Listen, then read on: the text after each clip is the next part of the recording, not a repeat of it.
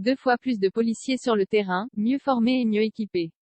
À 3 mois du scrutin présidentiel, le chef de l'État Emmanuel Macron s'est rendu à Nice, visiter l'ex-hôpital Saint-Roch, site d'un futur hôtel des polices. Le quasi-candidat à l'Élysée y a défendu son bilan sécuritaire et présenté ses projets sur la sécurité pendant près de 2 heures, sans faire une seule référence à la campagne présidentielle.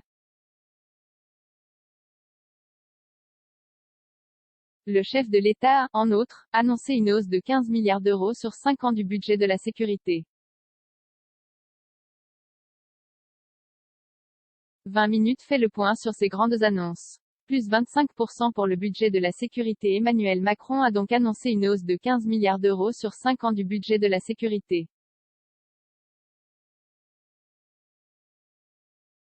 Les 15 milliards, soit une hausse de 25% par rapport au budget actuel, seront prévus dans un projet de loi, LOPMI, loi d'orientation et de programmation du ministère de l'Intérieur, a annoncé le président.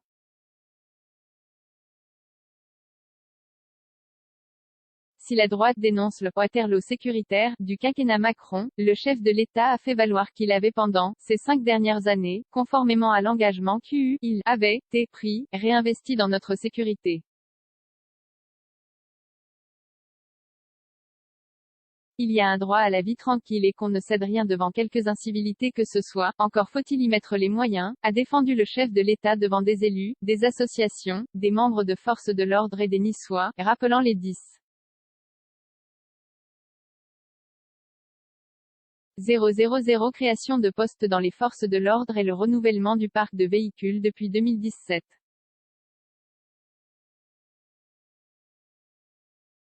Le doublement du nombre de policiers sur le terrain d'ici 2030, accueilli par le maire de Nice Christian Estrosi, ex-LR rallié à sa cause et artisan de ce futur super-commissariat qui réunira police municipale et nationale, le chef de l'État a annoncé le doublement du nombre de policiers sur le terrain d'ici 2030, notamment par la suppression de tâches annexes et des réorganisations qui devraient permettre de mettre 3.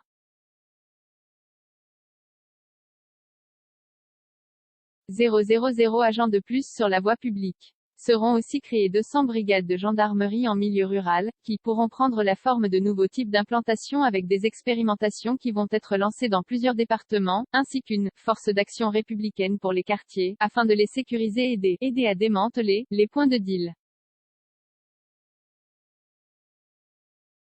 Elle sera composée de policiers, d'officiers de police judiciaire, OPJ, de fonctionnaires des finances, mais aussi de personnels éducatifs, de travailleurs sociaux. La généralisation des amendes forfaitaires délictuelles soulignant l'effort financier consacré à la justice, Emmanuel Macron a rappelé la hausse de 30% de son budget sur le quinquennat écoulé, et a annoncé une généralisation des amendes forfaitaires délictuelles, AFD, pour les délits sanctionnés par des peines inférieures à 1 an de prison.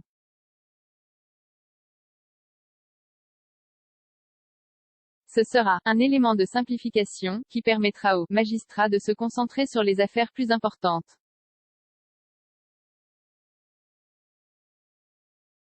Le triplement des amendes pour harcèlement de rue. Le chef de l'État a, par ailleurs, dit vouloir tripler à 300 € l'amende pour harcèlement de rue, un acte qui sera qualifié de délit, doubler la présence policière dans les transports, et doubler en 5 ans le nombre d'enquêteurs dédiés aux violences intrafamiliales, à 4.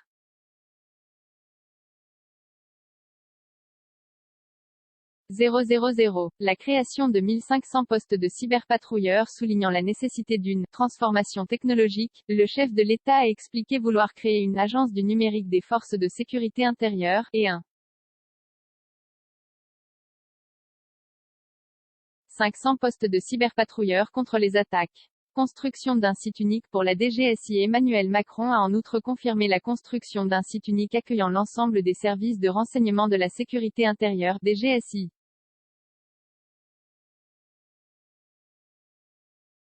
Ce site unique de la Direction générale de la sécurité intérieure sera situé à Saint-Ouen, Seine-Saint-Denis, là où étaient installés les anciens locaux du journal Le Parisien, qui ont été rachetés par l'État.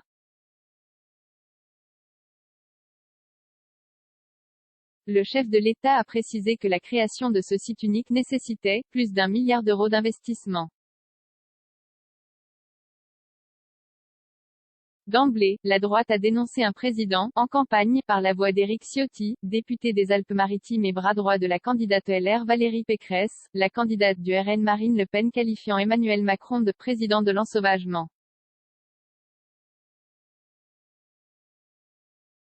Son rival d'extrême droite Éric Zemmour a, lui, accusé le président de vouloir un État obèse et impuissant dans un pays en conflit permanent, alors que lui dit vouloir un État respecté dans un pays en paix.